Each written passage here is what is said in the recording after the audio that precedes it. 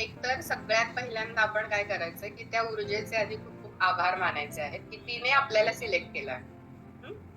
आपण हे शिकायला आलेलो नाहीये किंवा किंवा मी म्हणतेय शिका शिका शिका म्हणून तुम्ही येऊन बसलाय. ते ज्याला म्हणजे ती ऊर्जा बोलवून घेते तेच तिथपर्यंत पोहोचू शकतात. त्यामुळे एकतर तिचे आभार मानायचे, तुम्ही ज्या दैवी शक्तींना मानता त्यांचे आभार मानायचे की त्यांनी आपल्याला सिलेक्ट केलं. बरोबर. त्यानंतर आणखी काय महत्वाची गोष्ट म्हणजे आता जग खूप बदललंय, वेगवेगळ्या गोष्टी घडतात, आपण भौतिक जगामध्ये जास्त जगतो किंवा त्याच्यावर लोकांचा जास्त विश्वास आहे आणि ह्या ज्या गोष्टी आपण करतो त्या आध्यात्मिक लेवलच्या आहेत. त्यातही हिलिंग हा प्रकार जास्त करून लोक कोण आजारी आहे, कुठे कोणाचं काही दुखतंय खुपतंय ह्या गोष्टींसाठी शक्यतो जास्त वापरला जातो. पण आपण काय करतो, ह्याच्यातून आपली आध्यात्मिक प्रगती पण करतोय. जसं की इंट्युशन पॉवर्स वाढवणे, आपली सगळ्या गोष्टी चक्रास बॅलन्स करणे वगैरे, म्हणजे ह्या गोष्टी शिकतो आहोत. बरोबर. मग हे आपण शारीरिक विकासाबरोबर मानसिक, बौद्धिक आणि आध्यात्मिक पण विकास करतोय. त्यातून बरेचसे आपले कार्मिक पण पुढे येतात आणि हळूहळू ते आपल्याला कळतं की कसं रिलीज करायचं, काय करायचं, या परिस्थितीशी कसं डील करायचं. बरोबर. आतापर्यंत तुम्ही शिकला नाही आहात पण हिलिंग तर घेतलंय, त्यामुळे तेवढं आता कळत असेल की आपल्यासाठी ज्या योग्य गोष्टी आहेत त्या घडतात किंवा घडत आल्या आहेत. हिलिंगच्या आधीचं लाईफ आणि नंतरचं लाईफ किंवा आपला स्वभाव, आपलं जे काही एनर्जीज असतील किंवा आपल्याला येणारे इंट्युशन्स, गोष्टी काही काही आधी पण कळत होत्या, पण काही गोष्टी करण्याची हिंमत नव्हती, बोलण्याची हिंमत नव्हती, कृतीत आणण्याची हिंमत नव्हती किंवा काही गोष्टी पुढे गेल्या की आणखी पुढच्या स्टेपला कसं जायचं याबद्दल कन्फ्युजन्स असायचे. तर आता बऱ्यापैकी आपण ते सगळे असे ढग दूर झालेत आणि आपल्याला स्वच्छ असं आकाश दिसायला लागलेलं आहे की आता काय केलं पाहिजे काय नाही. बरोबर. तर हे आपण आपल्या एनर्जीज बॅलन्स केल्या.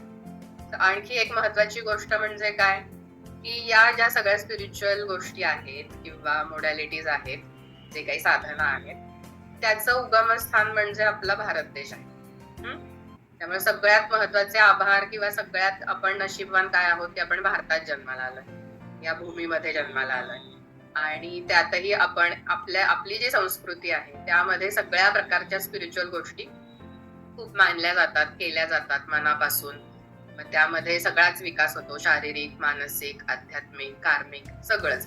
आणि सगळ्या मोडॅलिटीज म्हणजे अगदी तुमचं हेल्थ व्यवस्थित करण्यापासून, ती मानसिक असो शारीरिक असो, तर पास्ट लाईफ मध्ये काही गोष्टी जाऊन बघणं, फ्युचरच्या काही गोष्टी बघणं. म्हणजे आपल्याला आता हे ऐकलं तर फार हे वाटेल की नाही का, असं कसं पास्ट लाईफ मध्ये कसं जात असतील, काहीतरी सांगतात किंवा फ्युचर एक ठीक आहे पत्रिका बघून किंवा इतर काही गोष्टींनी सांगतात वगैरे, पण हे असं थोडीच आहे. पण ही पण मूळ परंपरा आहे, हे काय आता नवीन शोध लागलेलं ज्ञान नाहीये. हे सुद्धा काय आहे, अगदी ऋषी मुनींच्या काळापासून चालत आलेल्या ह्या गोष्टी आहेत. म्हणजे आपले ऋषी मुनी सुद्धा ध्यान लावून पास्ट लाईफ मध्ये जाऊन जे काही गोष्टी आहेत ते बघू शकत होते. इन फ्युचरच्या बऱ्याचशा गोष्टी लिहून ठेवलेल्या आहेत बऱ्याच ऋषी मुनींनी. त्यानंतर बऱ्याच गोष्टींचा शोध हा ध्यान लावून झालेला आहे. कितीतरी गोष्टी ज्या आपण म्हणतो आता शोध लागला आहे, त्याचं जे लिखाण आहे ऑलरेडी आपल्या वेदांमध्ये, उपनिषदांमध्ये, बऱ्याच ग्रंथांमध्ये ऑलरेडी लिहून ठेवलेलं आहे आधीच. मग ते काही अशा गोष्टी शोध लावायला कसे गेले असतील किंवा जरी माहित नसेल आपल्याला, तरी सुद्धा ह्या गोष्टी बऱ्यापैकी ध्यानाने त्यांनी सहज शक्य केलेल्या आहेत तेव्हा. बरोबर. म्हणजे हे आता जे आपण शिकतो हे काही नवीन काही शिकतोय असं नाहीये, हे ऑलरेडी आपल्या संस्कृतीमध्येच चालत आलेल्या गोष्टी आहेत. त्यामुळे आपल्या देशाचे, ह्या मातीचे, या हिंदू संस्कृतीचे आधी खूप खूप आभार मानायचे की कारण बाहेरची लोक येऊन आपल्या इथे शिकतात, त्या गोष्टी सगळ्या आत्मसात करतायत आणि आपल्याला इतका कंटाळा आहे किंवा आपल्याला थोडस हे आहे की आम्ही काय, आम्हाला बऱ्याच गोष्टी माहिती आहेत किंवा आम्ही पूजा पाठ करतो, सगळ्या गोष्टी करतो, त्याच्यामुळे ह्या गोष्टींकडे लक्ष द्यायला वेळच नाहीये किंवा माहितीच नाहीये. तर ही एक गोष्ट झाली. आता ह्या साधना शिकताना किंवा प्रॅक्टिस करताना आपल्या बऱ्याच म्हणजे बॉडीमध्ये, मानसिकतेमध्ये, सगळ्यामध्ये चेंजेस होतात आणि ते पॉझिटिव्ह होतात. फक्त कसं काही गोष्टी चेंज होताना जो काही थोडासा कधी कधी कोणाला त्रासही होऊ शकतो, निगेटिव्हिटीज निघताना म्हणा, किंवा आपली लाईफस्टाईल चेंज होणं, विचारांमध्ये आपण पटकन विचार बदलत नाही ना आपले, आपल्याला ते खरे वाटत असतात त्यामुळे आपण ते धरून ठेवतो. ते चेंज होताना बऱ्याच वेळेला त्रास होतो. मग अशा वेळेला त्रास होतोय, शारीरिक त्रास होतोय, उष्णताच वाढली, मग मला अस्वस्थच होतंय, मला बसवतच नाहीये आणि हे करतानाच मला त्रास होतोय, तर मग मी आता हे करत नाही, सोडून देते, मी आता हे सगळं बंदच करते, का तर मला त्रास होतोय. असं जर करायचं असेल तर आत्ताच बॅच सोडायची.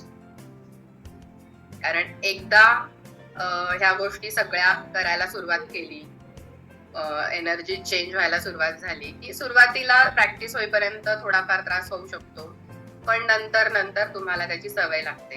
त्यासाठी सातत्य पाहिजे, प्रॅक्टिस पाहिजे, रोजच्या रोज ती करायची असेल तर मग आपण पुढे या गोष्टी करायच्या आहेत. नाहीतर मग मला वेळ नाही, मला त्रास होतोय आणि मग जमलंच नाही, हे असं नकोय. कारण तुम्ही सांगितलं हो मी केलंय आणि केलं, आज मी 5 मिनिटं केलं, 10 मिनिटं केलं, तर मला कळणार नाही असं नाही तुम्ही केलंय की नाही. त्यामुळे ह्या गोष्टीकडे व्यवस्थित लक्ष देणार असाल तर पुढच्या गोष्टी करायच्या आहेत, नाहीतर मग उपयोग नाही. बरोबर? मध्येच प्रॅक्टिस सोडली की पुन्हा पहिल्यापासून सगळं करावं लागतं. असं नाही होत 10 दिवस केली मग त्याच्या पुढेच करूया वगैरे. तर हे थोडंसं ह्यामध्ये सातत्य आणि प्रामाणिकपणा पाहिजे स्वतःचा स्वतःशी. बरोबर? कळल्यात ह्या गोष्टी बेसिक काय आहे ते? कारण हे शिकल्यानंतर छोटीशी दीक्षा देणार आहे ना तुम्हाला, त्या दीक्षेचा अपमान नको व्हायला, कारण ते आपल्याला युनिव्हर्स देणार असते ती ऊर्जा. त्यासाठी ह्या गोष्टी सांगते. आलं लक्षात?